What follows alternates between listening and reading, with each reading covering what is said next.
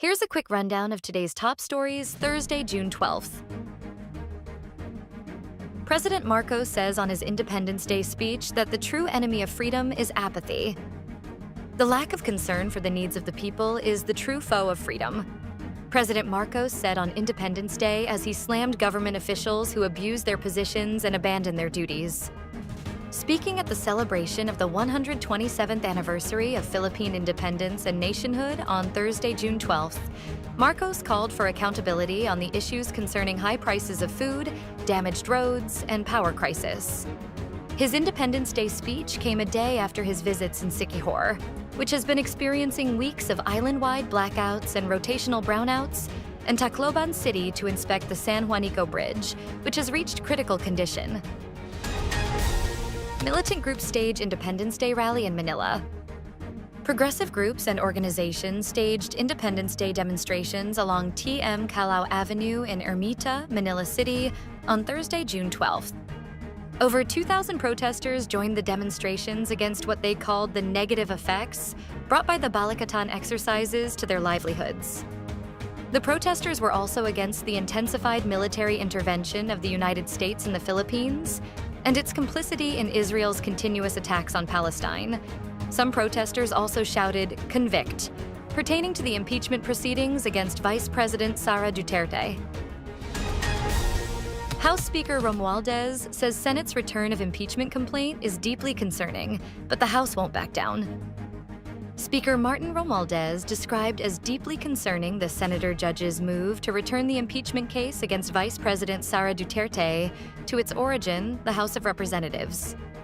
The House leader noted that the articles were transmitted by the chamber in accordance with the Constitution, and with the overwhelming support of 215 members who answered the people's call for accountability.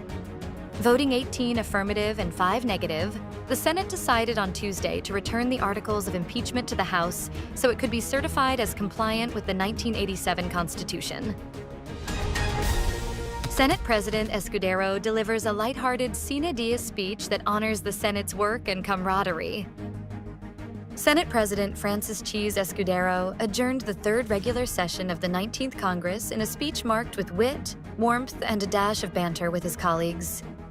He took the floor to cap off a long stretch of legislative work, noting with irony that most of the formal thanks, praises, and commendations had already been given earlier in the session during the valedictory speeches of outgoing senators.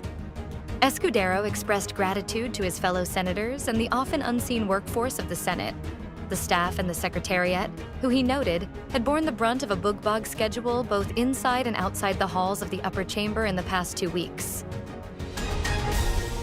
Pagasa says the low-pressure area near extreme northern Luzon is likely to develop into a tropical depression. A low-pressure area spotted east of extreme northern Luzon has a high chance of developing into a tropical depression within the next 24 hours, said the Philippine Atmospheric, Geophysical, and Astronomical Services Administration on Thursday, June 12th. As of 3 a.m., the LPA was located 235 kilometers east of Calayan, Cagayan. Based on Pagasa's monitoring, the weather disturbance is moving north-northwestward and showing signs of intensification. If it becomes a tropical depression within the Philippine area of responsibility, it will be named Auring, Pagasa weather specialist Grace Castañeda said. Stay updated with the latest news. Visit our website at www.mb.com.ph or follow us on social media. Thanks for tuning in to the Manila Bulletin Daily Rundown.